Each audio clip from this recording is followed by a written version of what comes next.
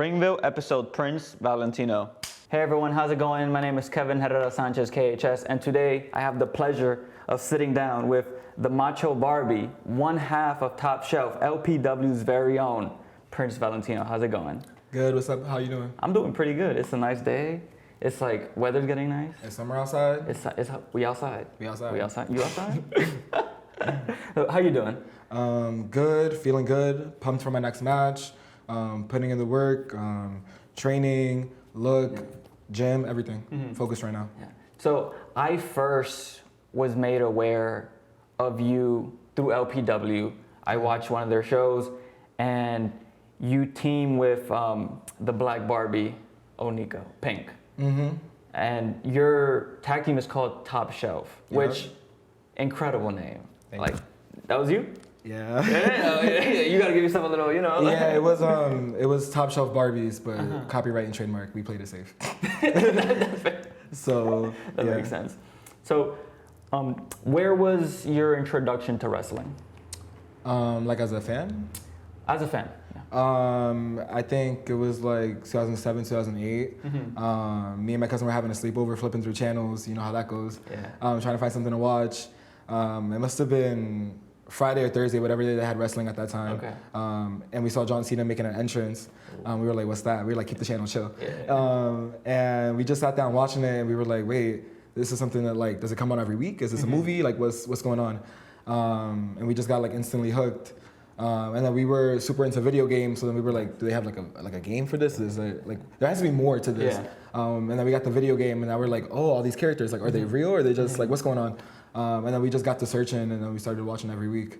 And I just didn't let it go. I don't know. My cousin let it go, but I didn't let it go. Yeah, you were like, nah, I'm in this. So, because around those times, that was like SmackDown versus Raw 2007, 2008, and those. Yeah, so I was buying like the 3-disc sets, 2006, 7, 8, playing them all the time, PlayStation 2, you know how it goes. Ooh, PlayStation 2, I feel that. I started on PlayStation 2 as well, for sure. So, who were some of your favorites when you first started watching? When I first started, that's like peak like evil Randy Orton, so him for sure. I like the bad guys. They were just more like strategic and put so much effort into everything they did. I really liked it. And then I really liked the Divas. I felt like even though they had like 5 minutes, they put so much effort into everything they did. Yeah. They made sure they used up every minute. Yeah, and like I was like, the fact that I remember them and they barely did anything, like something's got to be going on there. So Melina and Michelle, always paid attention to them. Michelle love them. McCoy, yeah. Yeah, I'm like, when I started watching, it was like her and Alicia Fox as a duo. That's a throwback. Yeah, it's a throwback. Yeah, that's a throwback. So I really like them too. Of course, John Cena, he was everywhere. You can't miss him. Yeah, you can't. Like, that entrance running down the ramp is like stuck in your mind forever. Of course, he did it forever because it was a hit for a reason. Right? No facts. So, was there a certain part of your life where you started thinking, hey, I want to try this? Yeah, and it's funny because I feel like everyone says like, oh, it was my childhood dream. And I was thinking about it recently. I was like, it kind of wasn't. Like when I was a kid, I wanted to like design video games or something. I think that's why I was into the wrestling ones. Yeah. And it wasn't until 2015 and Sasha and Bailey at Brooklyn that I was like, oh, I want to try it. And it was because I felt like it was giving like, poof, you're a superstar. Like I was like, there has to be some kind of compound or like warehouse where they just pop superstars out of. Like you don't just become that, you are that. And then seeing Sasha, and I was like, where'd she come from? Because she's so good. And she kind of had humble beginnings. She came from nothing. I feel like she worked her way up, and I was like, okay, that makes it realistic. It's plausible. You can start from nowhere, have no connection, and like just grind because you love it that much and really make it. So she made it more realistic to me. That's when I said, okay, maybe I could do it too. Oh, yeah, I think I've talked about that match a few times, like on this show. It's like, it's one of my favorite matches. It's incredible. It's iconic. It's in our city. It's everything to me. So, were you a big fan of NXT? Or was it just like certain matches that you would watch? It was like, it's weird. It's like that cliche thing of like, oh, you hear rumblings. And I was like, and I don't think I had the network at the time, and that was the only place you could watch it. And then when I would watch the content and stuff, it's like obviously people like learning how to be wrestlers. So I was like, I was like, how legit is this? I was like, it feels like I'm not supposed to watch it. It felt like something behind the scenes. Like somebody secretly recording, like. Yeah, so I was like, I don't really know. And then after watching that match for Brooklyn and everyone was like coming up at the time. Like Sasha was doing NXT and main roster. Yes. So I was watching both to keep up. And then I started working backwards and I was like, what's been going on? Right. What led to this, right? Yeah, exactly. And then I see the stuff with Sammy and Kevin, and then I see Finn, I see the Four Horsemen having a fatal four-way. I'm like, yo, there's a lot of history to this. I gotta go back. For sure. So it was like a lot of learning for me, like learning to love NXT. Yeah. So when was the time where, if you said it wasn't your childhood dream, when was the time where you're like, oh, I want to try this? Or was there even a moment where you were like, oh, I'm deciding I want to try this? I think, because I'm like, after watching the match, I was like, okay, I want to try it. I think I was still too young. 2015, I'm like 14 going on 15, like I'm starting high school, and I'm like, okay, maybe I'm too young. I barely can hit the gym. What am I going to do in wrestling? So I was like, let me just like simmer on that for a while. And then when I was starting college, I was like, damn, I want to try. Let's see if Philadelphia has anything. I went to University of Pennsylvania, so I saw if anything was out there. And then COVID happened. We had to come back. And then I did my research, like you do research for any school. Like I grabbed a notepad and I was looking up, what are the schools by me? What's the tuition? Who's the trainer? How do you get there? And then I found House of Glory and I was like, okay, this is by me. Amazing Red is an incredible trainer, wrestler, person. I was like, it seems like everything's working out. So I was like, it ticks all the boxes. Yeah, and I was like, now I'm home. Classes are virtual. I can actually do it and do school at the same time. I'm not really held back by anything. Right. So it was like, there's nothing stopping you. Yeah, and I was like, when you have that feeling, you kind of just have to run with it because it might not come back. No, for sure. So what was your first few months of training like? It was, I'm trying to think, I felt like it was like something underground that wasn't supposed to happen because it was like, the pandemic was starting to like finally let things open up again. It was first times like groups of people being together. Like I had gone a couple months, obviously, like no contact, no one's around each other. And we go to House of Glory. First thing we have to do is sign our contract. I felt like so official. I was like, I'm signing a contract. Like this is, whoa, I gotta. Yeah, I meet Brian XL for the first time. Before he lets us sign, he's like, everybody, why do you want to be here? And I'm like, oh my God, like a test. I gotta give a real deep answer, right? Yeah, and I was like, oh man. And I think I just said like, I want people who look like me and feel like, who look like me and identify with me to feel like they could do it too. Because I don't know that I had that for a long time until someone like Sasha. So I'm like, I don't want people to have to feel like they're waiting forever and ever to find that reason. So like to inspire others. I feel like that's what I held down then, and that's what I still feel now. I remember we set up like 3 rings. It was like so many because the class was really big because it was their first one after a while. And we were like learning how to take up the ring, how to take it down. Just to learn that, you need to learn that. It's like a part of your basics, to be honest. Paying your dues, right? Exactly. So you need to do that, and then you do it, but you need to learn everything outside the ring before they even let you touch the ring, you know what I mean? Right. So learning how to roll, learning how to move, how to be agile. And then once you do that, they take you to the ring, you learn how to bump for the first time. Well, what was that first flat bump like? It's tough, because the first ones you learn are like, you gotta like squat by the rope and hold it and fall back. Because most people don't trust themselves right away to just fall back. And it was tough because you're falling on your butt, you're falling like on your head. You're not doing it right, but it takes the bruises and the pains. It's like growing pains to learn how to do it right. But it felt like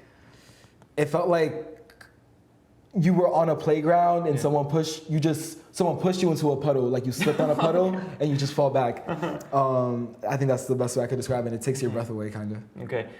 Is there something that caught you off guard in the sense of like, wow, this hurts a lot more than I thought it would? Like from the beginning? Yeah. I say probably front bump. Front bump? Yeah, because to learn to fall and not like make your body like a snake or like eat the ground with your face, to make it completely flat is super tough. And flip bump. Because I did not trust myself to get off the ground and tuck my head and not die. He was like, but you have to jump to make it safer. And I was like, you're right, but that is so scary. I agree with you, but I don't. Like. I was like, I see the vision, but I'm not feeling it. So that was super tough. It's a lot of overcoming your fears and like not letting yourself hold you back. Because you got to trust yourself at the end of the day. It's your body. So how important is having a trainer like Amazing Red in those moments of like learning how to trust yourself? It's important because I feel like, yes, you need to trust yourself, but to have like that person behind you saying you could do it, that I want to push you, I'm going to put you out of your comfort zone so that you can achieve it, I feel like is really important because he's experienced and he's not the type of person that minces words or puts up an act, and he doesn't say that everyone's 100% going to make it and can definitely do it. So when he tells you, you know that he sees something in you and that it means something. Because he doesn't just give those out like party favors. Right.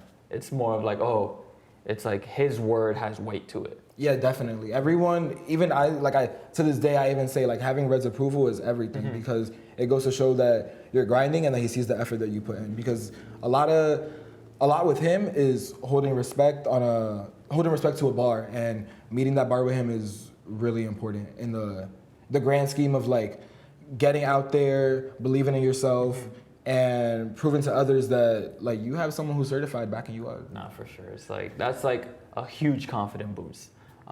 So what was your first match like? What's like the feeling building up to it and then getting in the ring, coming out? Like, are we talking like match or training match? Like match. Match. My first one was a show called RPS. It's rock, paper, scissors, and every match on that show is a triple threat match. Okay. So my friend had pitched a match for us, and they got approved to my shock. And it was an intergender triple threat match. So me, my friend, and then a female wrestler. So I was like, this is really different. We'll like have like a spotlight on us because we're the only kind of match like that on the show. And I remember being really nervous, and I was in the back. Feeling like I don't even want to go out there. Like, what if no one likes what I'm about to put out? Because we got like complete direction over our look, theme, like all that stuff. So whatever you put out there was really gonna be up to you and on you. It was like, this is what people are gonna see and think me as the moment you go out. Yeah, I mean that's your introduction, and you only get one first impression. Absolutely.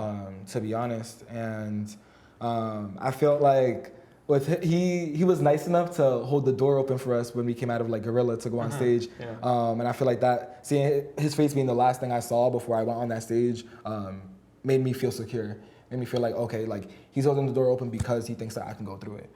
Not because right? Like that's like one of those things like, oh, okay. Like you're showing me the way. Yeah, like I can go, and it felt good. And then first matches are tough because you talk about all these things, you have all these ideas in your mind, and then it's like whatever you thought was gonna happen, back pocket that right real quick. Especially with 3 people involved.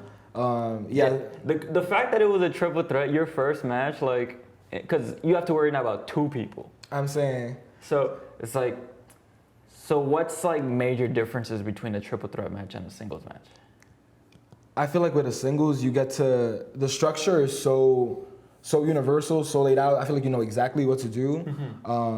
With a triple threat, it's like, I gotta cook, you gotta cook. Oh wait, someone else has to factor in too. And it has to make sense, like logically, story-wise, like who's getting along? Are we teaming on this one person? Does everyone hate each other? It's like another story element because everyone has to make logical choices, but still have their time to shine too. Absolutely. So it's like, in your first match, did you kind of have somewhat of a plan to put that together, or was it just like, yo, we're just doing what we're doing? What did I think? I knew I wanted to be a bad guy off rip. Well, you love bad guys, like. Yeah, I always love bad guys, so I mean, I had to be bad. And then we talked about it being teaming up on one person, and then we kind of went from there. But then we said like by the end, everyone should hate each other because that's the best way. Everyone's laying it in on each other. Absolutely. So I knew I wanted to team up with someone, but then have that moment where like I want to be the certified G. I want to be on top of everybody. I don't want no teammates. I don't want no backup. I don't want no friends. Got you. So when in the ring or even out the ring, like cutting promos, who are some bad guys that you draw inspiration from? I'm like, well, let's see. I study Alexa Bliss stuff a lot. Oh, she's great. She's great. Like not even just the acting element, like crowd control and response. Like I feel like something that's so underscored in wrestling is like crowd involvement and like responding to them and like acknowledging their existence. Like they came to the show because they want to be acknowledged, you know, because they want to be a part of the show. And I feel like she does that really well.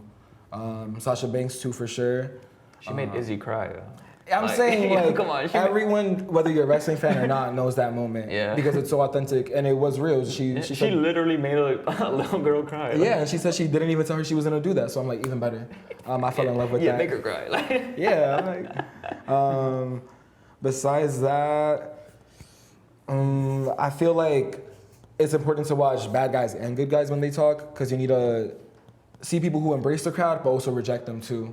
So I think watching more face promos from like guys like Dolph Ziggler, who give a lot of passion. I think about his retirement, like almost retirement promo a lot when he was in a risk his career against The Miz. Yeah. And he says that like 2017. Yeah, before like No Mercy, and Yes. he's like, I love wrestling so much, and sometimes the things you love don't love you back. And I was like, it's so important to. And he ate. Yeah, he did. And I was like, it's important to speak from the heart. So I'm like, sometimes you don't always have to be like a hard ass and hold everything in and keep everyone out. Right.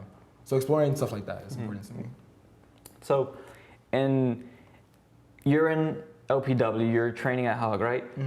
What's the time frame in meeting Oniko? So I started fall 2020. Didn't meet Oniko until like summer 2022. Oh, okay. So I had like 2 years going on my belt before I met him. And I think he was like watching the school for a little while. Like he knew about the school. He kept up with Private Party, the different shows that Hog was putting out before he even started training. And then he knew some people that I trained with. So they introduced me to him like randomly, like, oh, this is our friend. And I was just like, oh, hey, like, I mean, you meet 1,000 people all the time. So I was just like, whatever. Hey, how you doing? You know? Yeah, I did, whatever, dude. And then I was like, you know what, maybe you'll train here. If you train here, maybe you'll stay, because people come and go all the time. So you're really never sure how used you're gonna get to somebody, if that makes sense. No, it does. I get what you mean. So obviously he stayed. Obviously he kept coming back. And then it was like me, him, and another person. It was like a trio of us. And people kept throwing out the idea, like when they saw the three of us, like, wait, like y'all two seemed like you would be a good team. And I was like, oh, like, I guess. Like, I guess. I was like, I never really thought of tag wrestling. Like, I mean, why would I do it? Yeah. And then I had a tag match with someone who, like, in storyline I like hated. Okay. And I had a team with him for a match, and like the story was that like we didn't want to get along, we didn't want to team each other, we hated everything. So I was like, if I'm supposed to hate him, what if after the match we beat him up? To Oniko. And he was like, oh, yeah, let's beat him up. And I was like, yeah? So after the match we beat him up, and I was like, and it was the first time we did the double styles clash, and I was like, you came up with that? He was like, yeah, I found that move for us. And I was like, oh, you already found Which the is move. amazing. That's a super fire move. Right, yeah, that's all him. I'll give him credit for that. I was Shout out like, to Oniko. yeah, I was like, you finding moves already? I was like, maybe you're a little serious. Yeah, like, you know what, maybe. Yeah, I was like, you know what, maybe you're the real deal. So we went to Red and we were like, we think we want to run this. What do you think? And he was like, if y'all like commit and you don't play around with it, then we'll run it, because we want tag teams. And I was like, well, if this is our end, this is our end. You know, I'm like, there's not really a lot of tag teams in LPW, in Hog really. I was like, this is a chance to elevate ourselves and like contribute to something that might be missing something. No, for sure. So did you find a new sort of appreciation for tag team wrestling? Yeah, it's so hard. It's one of the hardest things you can do, because it's like whatever you thought for a singles match, double it.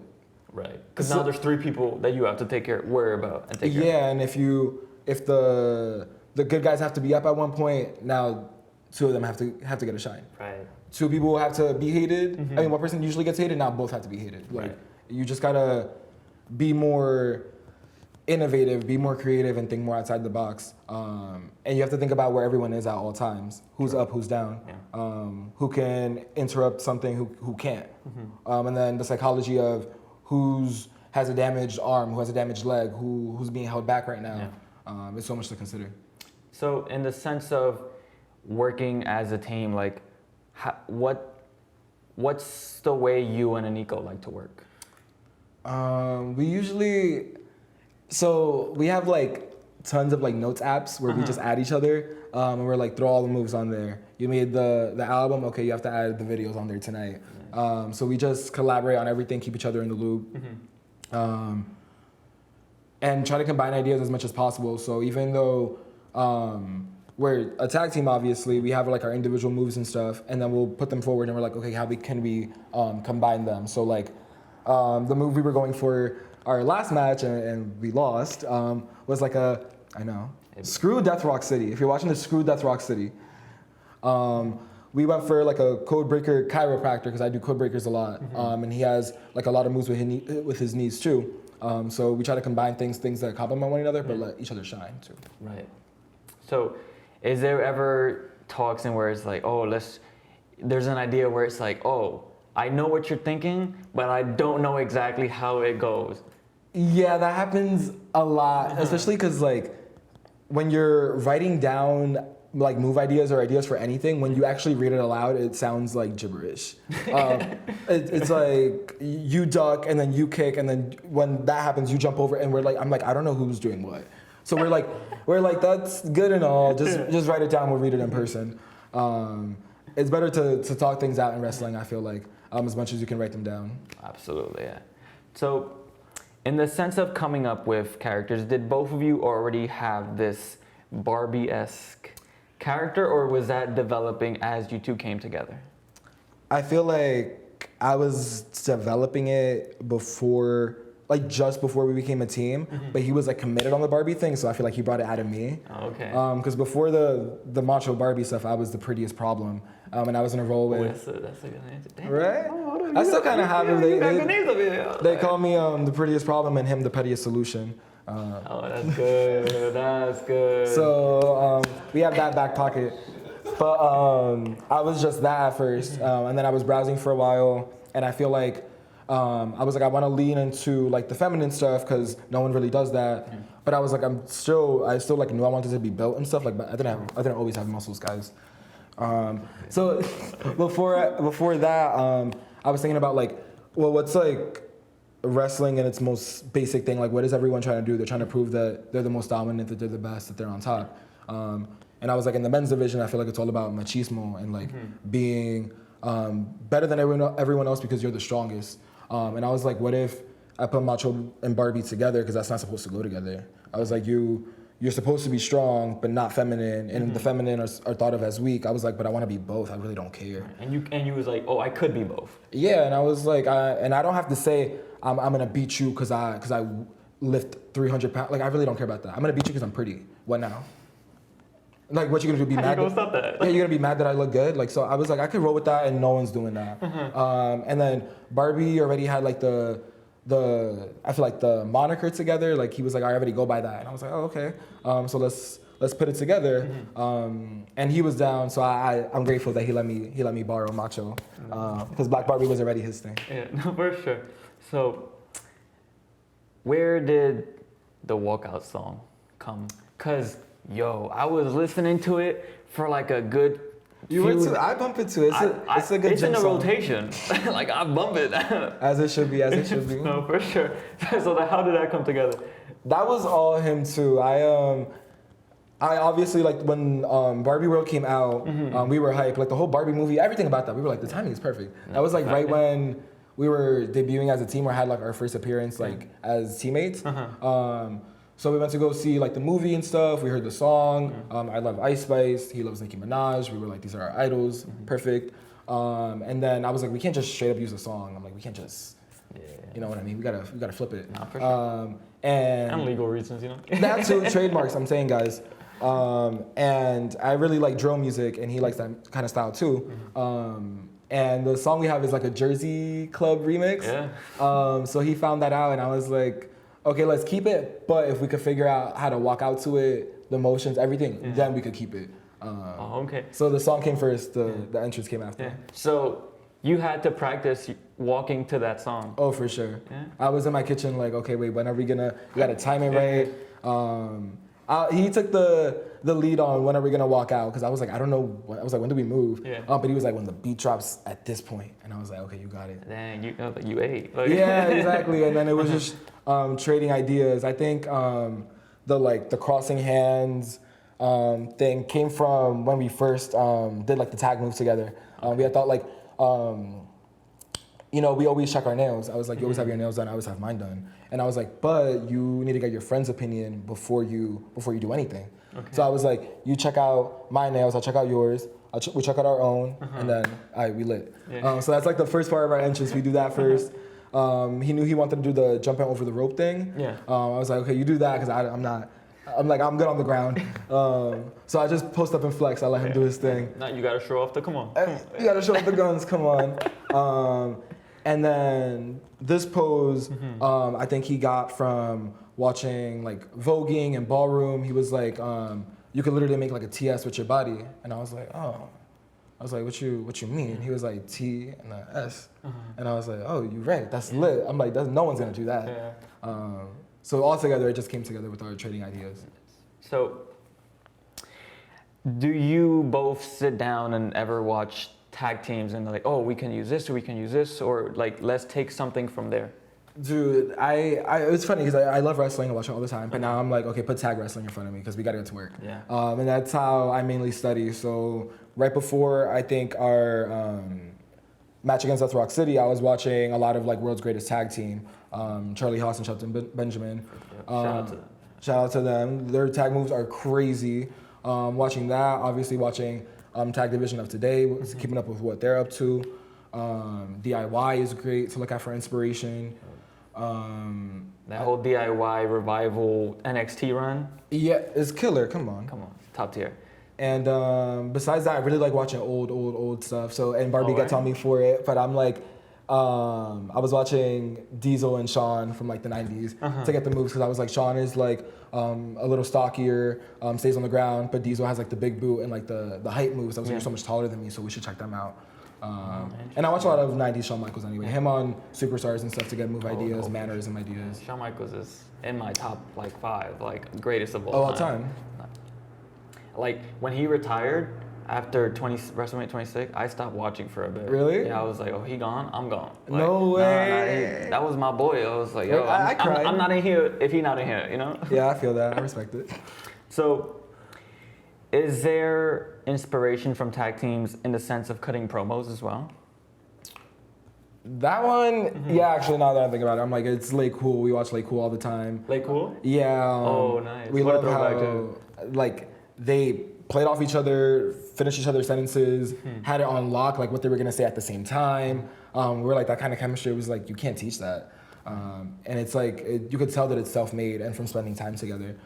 So we watch them a lot, The Beautiful People too, just for how mean and nasty they are. I know it's like, so like dated and of its time, so you gotta be careful with it. Yeah. But You watch that with a, oh, you know. yeah. I'm like, okay, that was definitely 2007.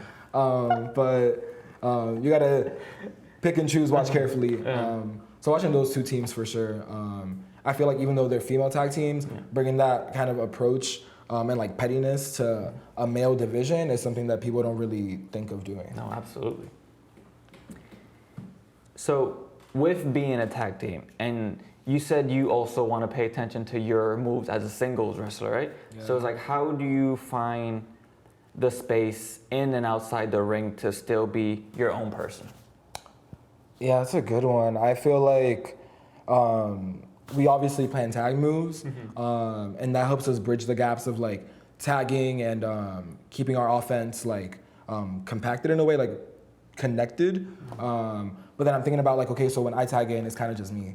So what am I gonna do? How am I gonna show people my character? How am I gonna show my athleticism? So I feel like even in training, asking for those singles matches from time to time, managing each other and getting a chance to watch each other's moves is really important too. So anytime I can like push him in training to have a match or me have a match and just like observe each other, I try to take advantage of that. So how fun is it to be like a manager? It's really fun because you get to just be loud, you get to be obnoxious, I get to tell people to stop booing him, to mind their business. I get to slap people when the ref isn't looking. Hip attacks, I get to do whatever I want. Like the gloves are off. Yeah, no, for sure. So how is it when you're managing and then you have to go back and forth with the crowd? That's I would say Barbie is better about being like quick on the mind with like responding to fans and having like a quick clap back. I'm usually like, when someone says something crazy, I'm like, yo. Like you said that? Yeah, I'm like, yo. So that part is stuff, I'm still working on that part, but I'm realizing like I gotta just match energy, and if they want to act crazy, I'm gonna act crazy too. Because who are you talking to? No, exactly. Come on. Yeah. Yeah. Flex on them. Yeah, I'm like, step back. So, in the sense of like knowing who you are in a ring, right? It's like, how much do you draw from your real life into your character? I feel like a lot, and it's like a double-edged sword because I'm like I am all the things I'm putting out there to people. Like, yeah, I crank it up, but I'm like, it is me, down to like the way I talk, the way I walk, the way that I dress, like all of that. Like I'm putting on a costume, but I'm like, this is in my wardrobe. This is all me. I'm never thinking that something is like so distant from my real character or my real persona. Okay. And I think that's why with wrestling I take a lot of things personally because I'm like, you're judging this thing, but I'm like, it is me. I'm not. Yeah. And I feel like even though it is like supposed to be a character, it's one and the same because you're being vulnerable and you're showing a part of yourself. So even if you're uber confident, at the end of the day, you know you're being judged. You know you're susceptible to what everyone thinks, and you got to stand 10 toes down in your real persona and what you're putting out there to let people know that you're confident and you're secure in yourself. Yeah. Like, and that's one of the things I wanted to ask too, where it's like wrestling can be an amazing, fun experience, right? But there's always going to be a side of wrestling where it's like, oh, this is like, oh, this doesn't make me proud to be a fan, right? And with the way like you present yourself, right, you bring more of a feminine aspect into a male-dominated like industry. Like, is there like comments or just like looks that you get that you were like, oh, that came from a negative place? Yeah, I'm thinking about the one that came to mind is one time I was making an entrance, and I think I was walking by the barricade and this guy was like falling back. I was like whatever, like you're here to watch me. You're watching me, whether you're saying, like whether you're mad or you like me, you're watching me, and you're behind the barricade right now. And I remember to be like annoying, I like sprayed him in the face with my deodorant spray, like extra hard. I was like, if you're gonna hate, not be mad, now you mad and you smell good, you're welcome. I do remember that. Like I went to a show and you and Oniko was, I think, guest commentating. Oh, that too. Yeah. And you just sprayed, like, don't look, I'm not hating, right? I'm not hating.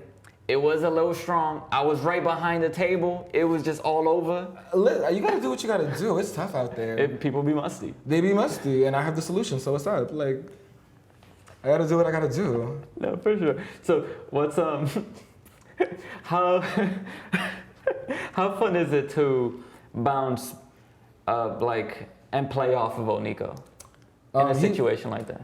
He's the best because I'm like all my intrusive thoughts. I'm like, do I say them? Should we just like go all the way? Yeah. And he's like, why would we not go all the way? I'm gonna say whatever I want.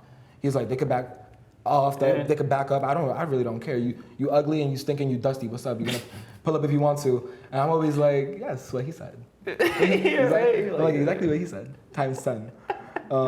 Yeah, so he's the best because he really pushes me to step outside of my comfort zone. And even though like I'm really good with like the facials and like the emotional side of things, the verbiage and all the clapbacks he has is like on 10 always. So we were talking before we sat down and recorded, and you are a teacher. Yeah. What's that like being a teacher and also wrestling? It's like, so I mean like wrestling's already like a double life, right? So now what, I have a triple life? Like so it's like or let's say like even yesterday, work like 8 hours, get up at like 5, 6 a.m., teach kids all day, then I go home for like a quick second, unload, and then straight to wrestling to beat people up. I'm like, how crazy is that? I'm like, that makes no damn sense. What grade do you teach? 7th grade. Ooh.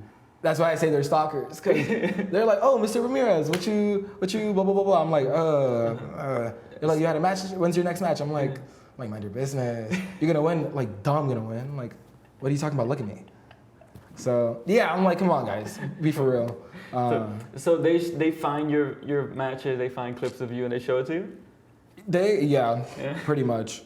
Sometimes I try to show them, but I'm like, only this much, because I'm like, it's my world, stay out of Right. it. It's still that teacher-student relationship. Yeah, so it's super weird to balance, but it's nice that they take an interest in it and like root for me. Yeah, it's tricky though, because I put all this stuff out there, and then sometimes it's like, be mindful of like what you're putting out if you wouldn't want so and so to see or so and so to see, and I'll get that sometimes from like my job, and I'm like, this is also my job. My job is to show who Valentino is, put it out, beat people up. So I was like, you're not gonna tell me not to do my job. Absolutely. So obviously I take wrestling super seriously. No one's gonna dictate how or when I do it. Yeah, for sure. And so is the goal for you to stop teaching, or would you still want to teach while wrestling? Nah, the goal is wrestling. The goal is wrestling? The goal is wrestling. Teaching school, but the goal is wrestling. If I could do both, that'd be super cool. Maybe like when I'm living like indie life, but at the end of the day, when you want to put pen to paper and get a contract, Wrestling. yeah. Because like I think Hangman Adam Page was also a teacher. Really? Yeah, he was also a teacher before he like fully committed to AEW. Oh yeah, I only knew about Michelle McCool and Grace. She was a teacher? Yeah, she was I like didn't a middle school teacher too, and Grayson Waller apparently I think was one. Yes, I heard about that So too. I was like, oh okay. I'm like, there's a pipeline. yeah, right. Like, oh, they can do it. Yeah, I'm like, I'm not one of one. So to speak. Exactly. So, what are some of like your goals in wrestling? I'm like, it's evolved so much over time. I'm thinking about the first time I wrote goals, and it was like, make a name, cut a promo, have a match. And now that I checked that off, obviously, now I'm like, okay, you can think bigger. And I'm like, I'm so blessed and grateful that I get to think bigger. Not everyone gets to that point. I definitely want to win a championship. I want LPW to get tag team championships. I want to be the first tag team to hold them. there. Yeah, I'm in there. I want to be the first champions to hold that belt. Hopefully coming soon. I want to travel the country. I mean, I wrestled obviously here. I wrestled in DC so far.